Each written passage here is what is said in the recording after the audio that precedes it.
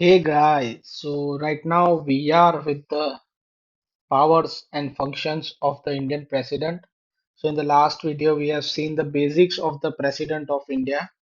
We have also seen that president of India is the head of the state and first citizen of the India, symbolizing the unity and integrity, and she holds significant constitutional importance, right?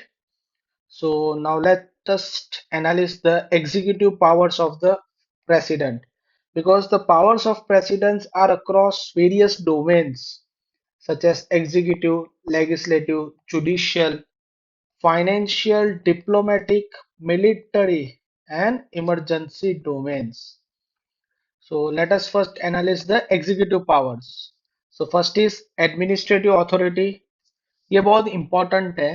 जैसे कोई भी government of India की जो भी executive actions है वो president के नाम पे होती है, right? This is very important. हाँ, it's not on the prime minister, it's on the name of the president of India. So पूरी गवर्नमेंट की एग्जीक्यूटिव एक्शंस प्रेसिडेंट के नाम पे होती है और प्रेसिडेंट के पास पावर है कि वो कोई भी रूल्स को फॉर्मुलेट कर सकता है for authenticating orders and other instruments. Second is appointment powers. तो जो भी कॉन्स्टिट्यूशनल पोजीशंस होती हैं, कोई भी बॉडीज होती हैं कॉन्स्टिट्यूशनल, उनके मेंबर्स और चेयरमैन की अपॉइंटमेंट प्रेसिडेंट के द्वारा होती है, like PM, union ministers, attorney general, election commission of India के मेंबर्स और chairman, CAG, UPSC members and UPSC chairman, governor और फाइनेंस कमीशंस। तो वो अपॉइंटमेंट पावर प्रेसिडेंट के पास है। Now administrative oversight, right? सो प्रेसिडेंट के पास पावर है कि कोई भी एडमिनिस्ट्रेटिव इंफॉर्मेशन होती है वो पीएम से रिक्वेस्ट कर सके, पीएम को बोल सके कि कोई भी मैटर जो काउंसिल ऑफ मिनिस्टर्स की पेंडिंग है वो काउंसिल में सबमिट करें। एससी और एसटी की वेलफेयर कमीशंस अपॉइंट कर सकते हैं।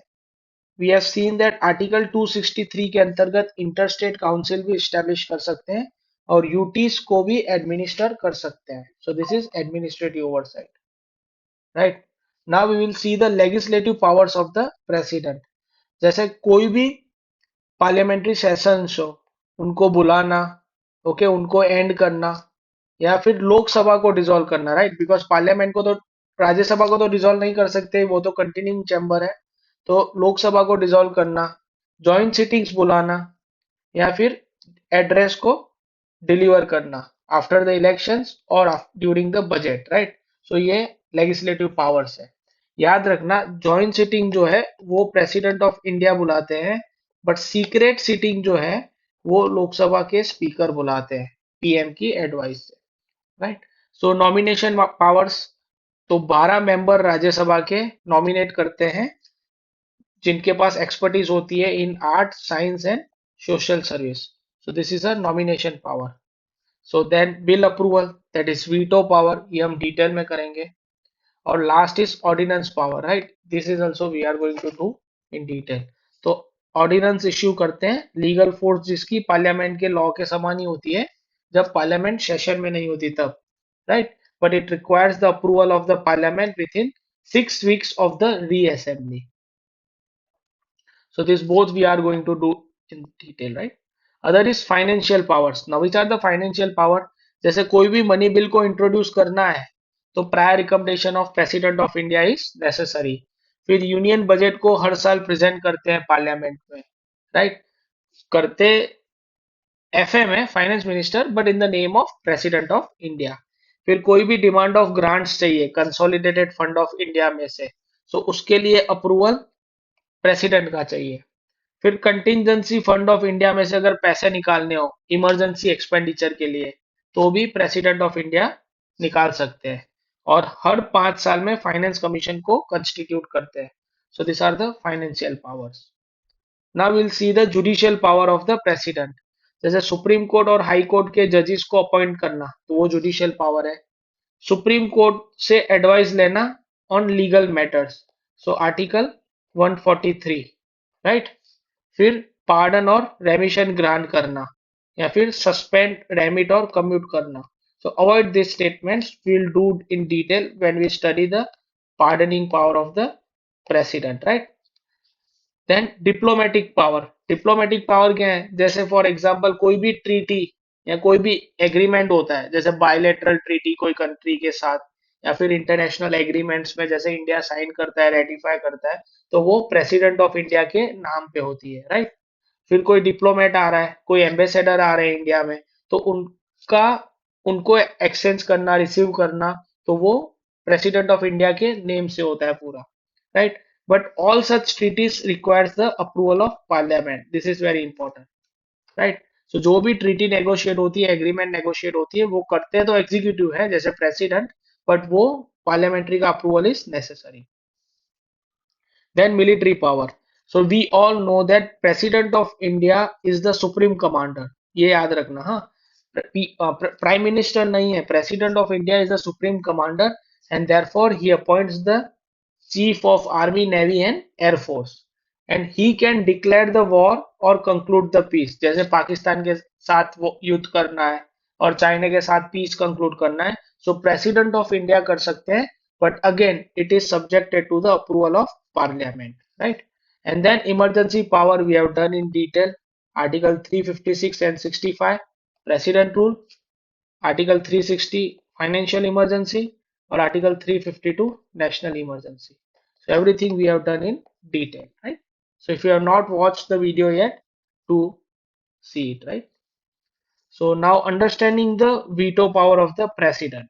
Now this is veto power is different. So what is a veto power? तो कोई भी अगर बिल है पार्लियामेंट ने पास किया है, तो वो एक्ट तभी बन सकता है जब प्रेसिडेंट खुद की कंसेंट देंगे, right. So president approves the bill, that is gives his consent, making it an act of parliament.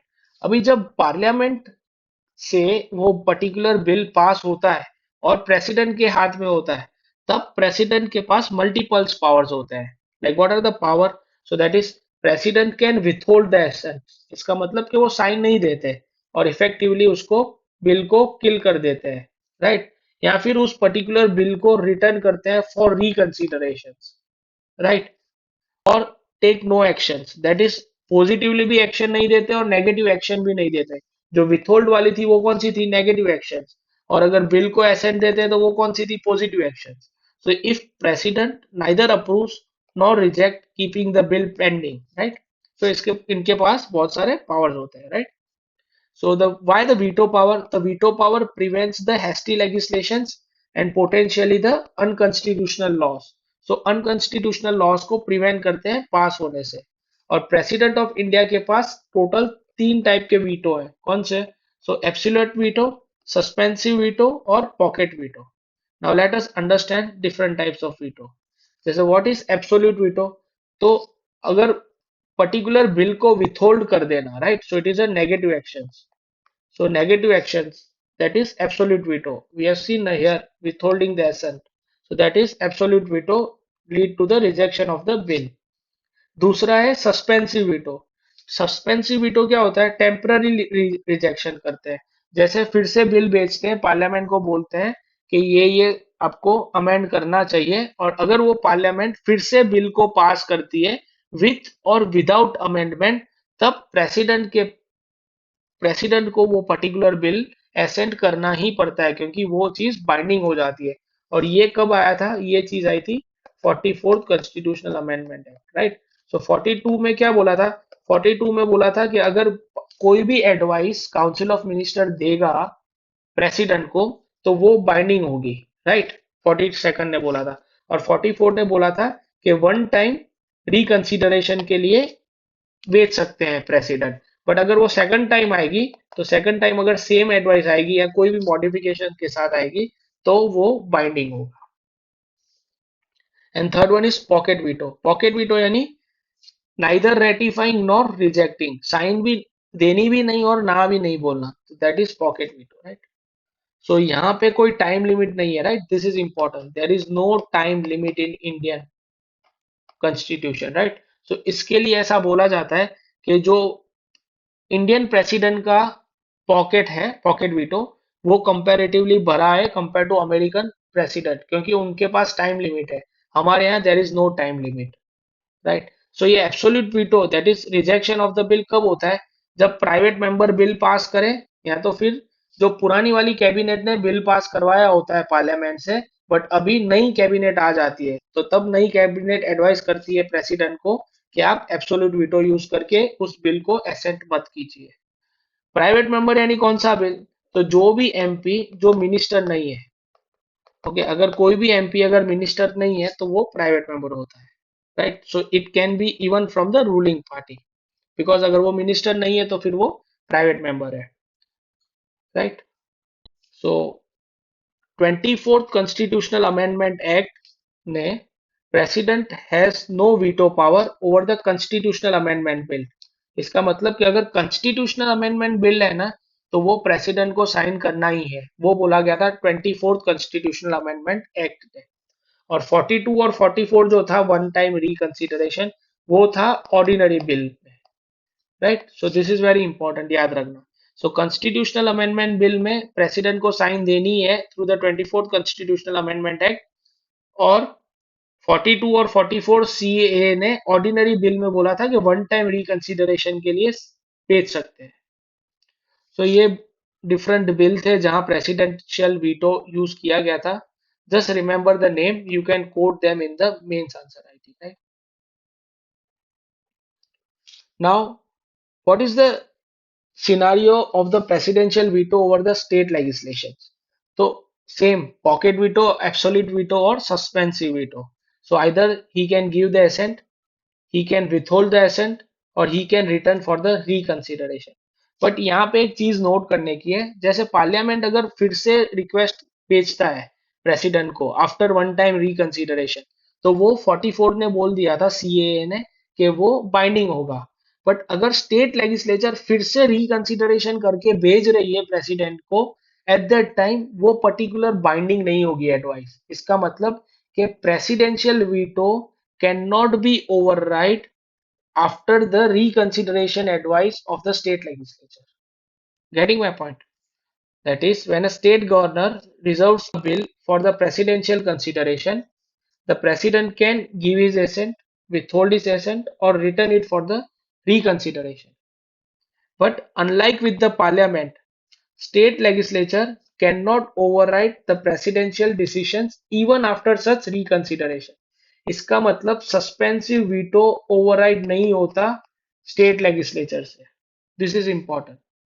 And there is no time limit for decisions on the state bills. Therefore, the president can exercise pocket veto effectively, granting significant control over the state legislature. इसका मतलब कि ये वाला feature जो है वो unitary feature है, right? Not a federal feature.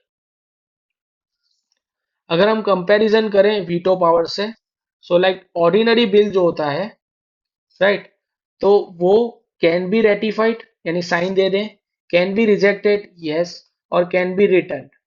Similarly state legislature का भी सेम होता है, can be ratified, can be rejected, और can be return, right? Money bill देखें, अगर मनी बिल हमने देखा था financial power of the president में, कि money bill can be introduce only after the assent of the president. तो इसका मतलब कि मनी बिल जो है it can be ratified, that is assent दे दें या रिजेक्ट कर दें, बट उसको रिटर्न नहीं भेज सकते president, similar to the state legislature. तो money bill can not be return, it can be rejected और it can be ratified.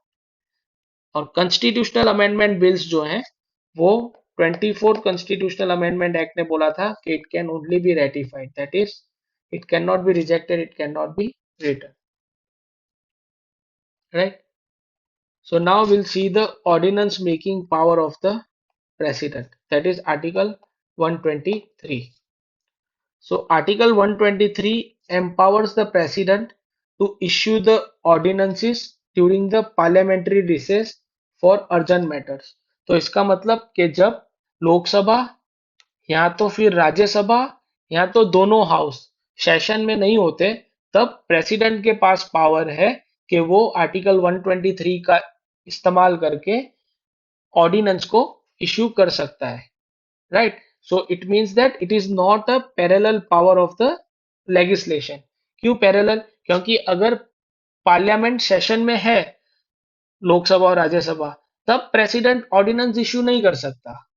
it means that it's not a parallel power. And second is that it is subjected to the same restrictions. इसका मतलब कि जैसे parliament का law fundamental rights को restrict नहीं कर सकता, उसी तरह ऑर्डिनेंस भी फंडामेंटल राइट को रेस्ट्रिक्ट नहीं कर सकता। और जैसे पार्लियामेंट यूनियन और कंकरेंट लिस्ट पे लॉ बना सकती है, वैसे ही ऑर्डिनेंस भी प्रेसिडेंट का कंकरेंट और यूनियन लिस्ट पे ही लॉ बना सकेगा। It is not on the state list, right. So immediate effect obviously immediately आ जाएगा जैसे ही पास होगा। And third restriction is that it is of temporary nature, right, limited timing का है।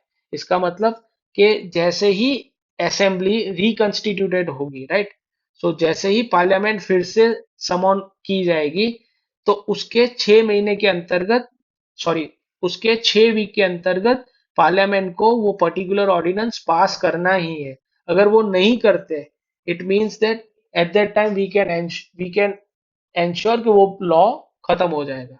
So it means that 6 weeks is a time during which the ordinance can be proclaimed after the reconstitution, right? इसके लिए ये temporary nature का वो बोलते हैं। Now we know that कि मैक्सिमम टाइम लिमिट जो है, maximum time limit between the two sessions of the parliament, that is nothing but the 6 months, right? So it means that maximum time limit of the ordinance is 6 months and 6 weeks. So this is the maximum time limit, right? क्योंकि we know that constitution में ऐसा कुछ नहीं दिया गया है कि sessions budget and winter session होनी चाहिए and all such things, monsoon and all. Budget में सिर्फ ऐसा बोला गया है कि दो सेशंस के बीच का टाइम मैक्सिमम टू मैक्सिमम 6 महीने होना चाहिए। तो हमने देखा कि ordinance max to max 6 week के होंगे जब दोनों पार्लियामेंट की सेशन रिकंस्टिट्यूट होगी। तो इसका मतलब कि 6 महीना और 6 वीक मैक्सिमम टाइम लिमिट है। उसके पहले भी उसको खत्म किया जा सकता है अगर पार्लियामेंट लॉ पास करके बोले कि हमें ये नहीं चाहिए लॉ। तो and also there is a withdrawal option, that is president में withdraw ordinance any time, allowing the flexible responses to the changing circumstances before even the parliament review। तो प्रेसिडेंट खुद भी कर सकते हैं और parliament can also pass the resolution rejecting it। So this is very important, right? So these were the questions on the presidential powers. That is, the President of India can summon a session of the Parliament at such place as he thinks fit. The Constitution of India provides for 3 sessions of the Parliament in a year, but it is not mandatorily to conduct all 3 sessions. This is very tricky questions, right? So we have seen that constitution sessions के लिए नहीं बोलते, constitution सिर्फ ऐसे बोलते हैं कि 6 महीने maximum time limit होनी चाहिए। So it means that this is incorrect, right? Right? So normally जो polity के questions होते हैं ना, वो कैसे दिए गए होते हैं? So they will ask that constitution में ऐसा होता है, जैसे constitution में definition of the violation of constitution दी गई है, कॉन्स्टिट्यूशन में मिसबिहेवियर और इनकैपेसिटी का टर्म डिफाइंड है। सो यहाँ पे ये 3 सेशन होती है, ऑब्वियसली होती है पार्लियामेंट की। Okay, it's not mandatorily to conduct all the 3 sessions. Yes, covid के टाइम देखा था हमने, बट ये चीज कॉन्स्टिट्यूशन में नहीं दी गई है। सो यहाँ पे सिर्फ एक ये वर्ड के कारण second statement is wrong, right? So either option A will be correct और D will be correct. But the President of India can summon a session of the Parliament. Obviously, yes. So option A is correct. Now, with reference to pocket veto, power of the President, consider the following statement. The President can keep a bill pending for indefinite time without any time limit. Obviously, yes, right? So B and D will be incorrect. This power is not explicitly mentioned in the Constitution. Just think over it and comment your answer in the comment section. So if you like the video, please subscribe the channel, hit the bell icon button and share the video as much as possible, right?